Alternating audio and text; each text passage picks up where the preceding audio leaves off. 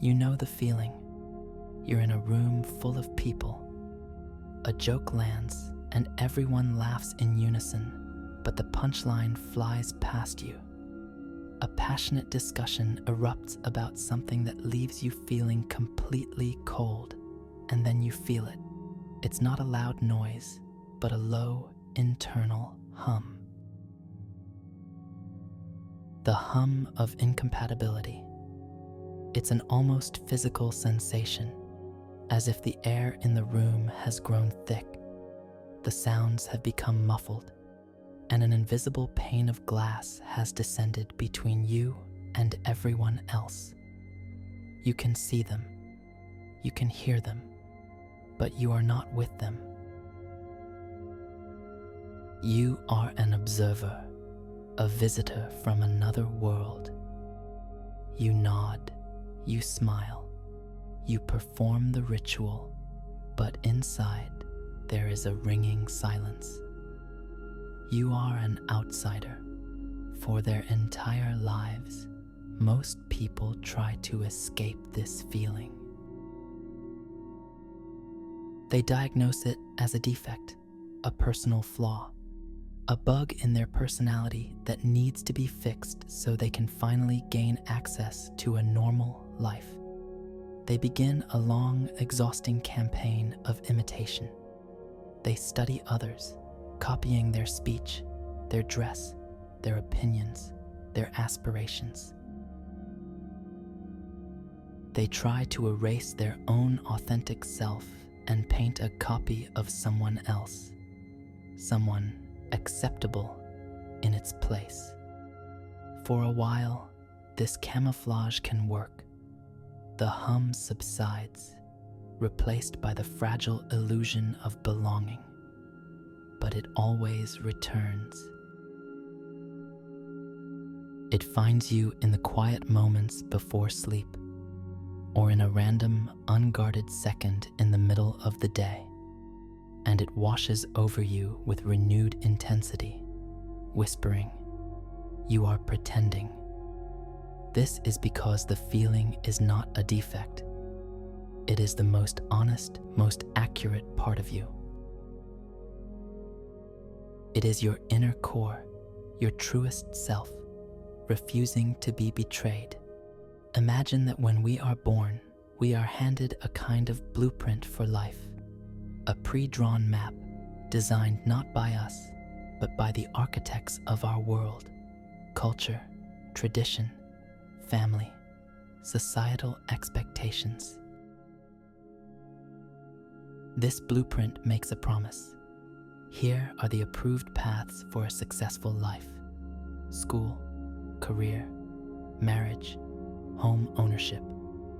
Follow these lines, stay within the designated areas, and at the end you will receive your prize: happiness, acceptance, security. These are the old, well-trodden highways, and millions of people travel them. For many, the blueprint works perfectly. Their internal composition, their factory settings, align with the proposed plan. They follow the path and feel at home. But you are different. Your internal architecture is unique. You were not designed for the factory settings. You were built with the capacity for manual override. And when you try to live according to someone else's blueprint, that deep hum of incompatibility begins. The feeling of not belonging is your inner diagnostic tool recognizing a fundamental error in the blueprint. It's not you that's broken. It's the map that's wrong for you. It's like holding a complex, perfectly crafted key that simply doesn't fit the lock you've been told to open. You can spend a lifetime blaming the key, trying to file down its intricate edges, forcing it into the lock until it breaks. but it will never open that door because it is not its door.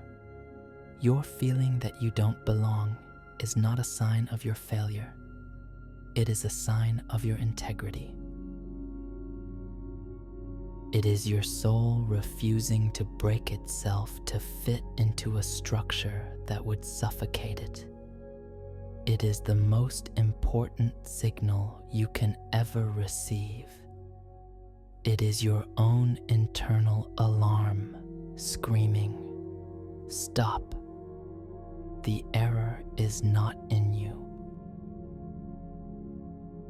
The error is in the map." So this hum of incompatibility is not a problem, but an instrument. But what does it measure, and where does it point? If it isn't a flaw, what is it? It is a compass, but a compass of a very special kind. Most people have a compass whose needle points to a universally agreed upon north, the social north of approval, popularity, financial stability, and predictable life milestones. This compass helps them stay on the roads laid out in the blueprint.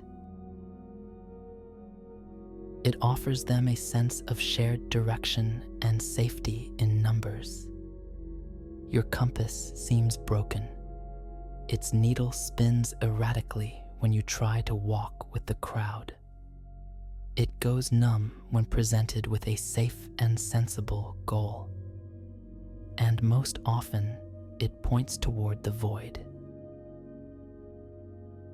It points to a place on the map where there is nothing. No roads, no landmarks, no other people.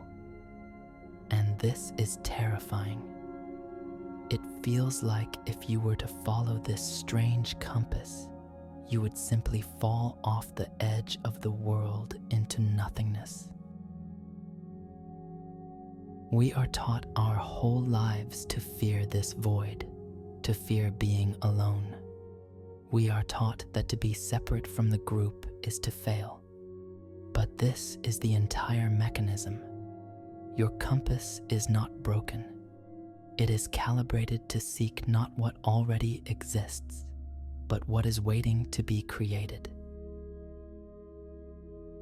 It is a pioneer's compass. It isn't looking for the established north. It is searching for a place to establish a new north. The feeling of not belonging is your compass actively pushing you away from the magnetic pull of other people's paths. It intentionally creates a void around you. And this void is not a punishment. It is a gift. Society abhors a void, so it fills every moment with noise, entertainment, and meaningless rituals.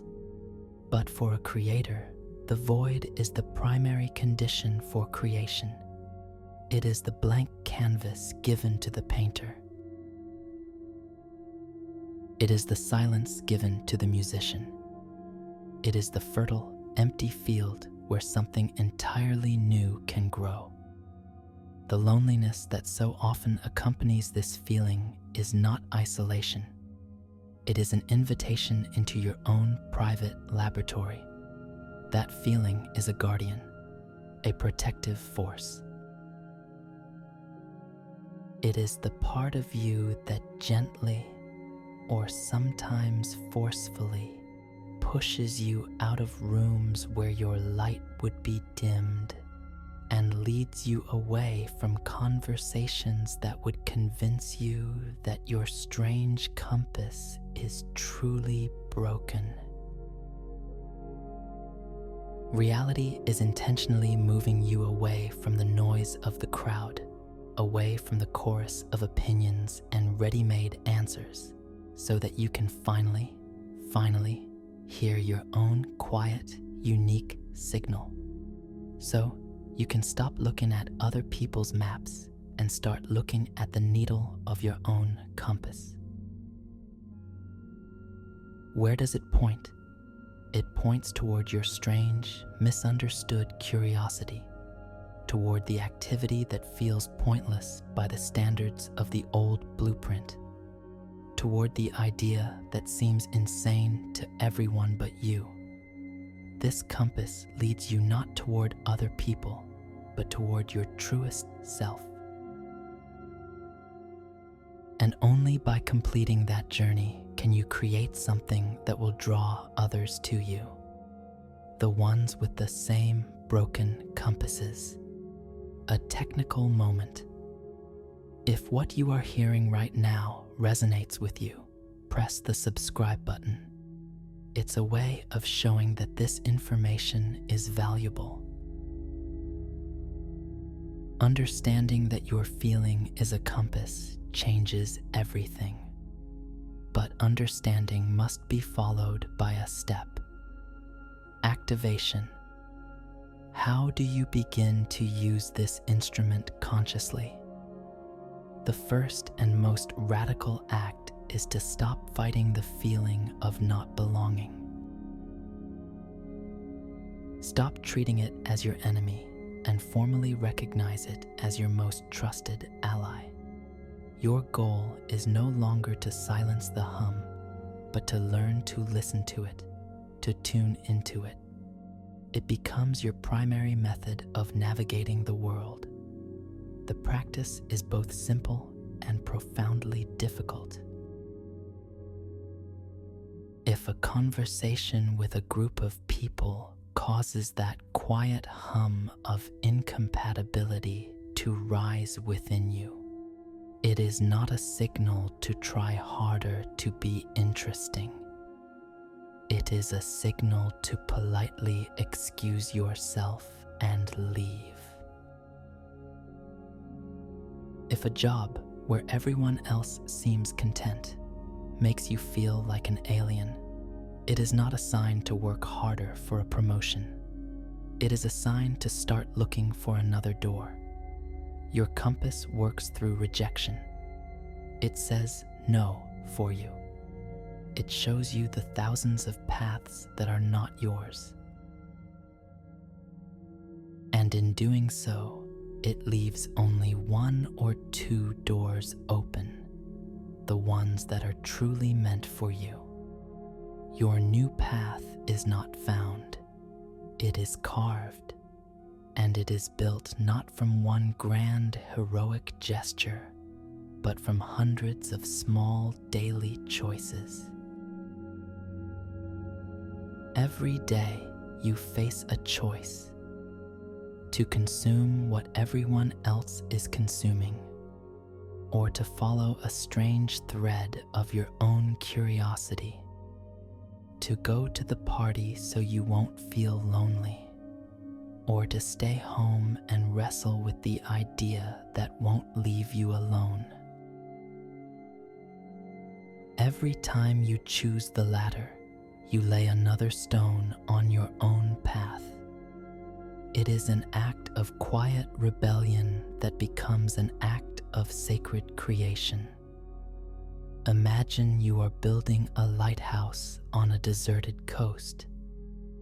At first, you are just laying the foundation. These are your first tentative steps toward your true interests. It's lonely work, and no one understands why you're doing it. Then you build the walls. This is your growing mastery, your deepening knowledge in the field that calls only to you. Finally, you light the lamp at the top. At first, the light is dim. This is your first creation, your first piece of authentic work. But you continue to tend to it, fueling it with every authentic choice you make. And the light grows brighter. Your task is not to run along the shore, screaming for other ships to notice you.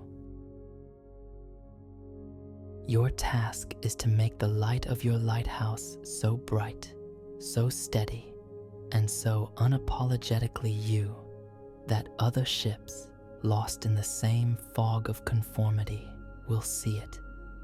They will see your light, and they will change their course to navigate by it. You don't find your tribe. You create the world where your tribe can find you. This is the activation, to stop searching for the path and to start creating it. If this video has changed something in you, write in the comments. I am here to create a new path. Write it as a promise to yourself. Nobody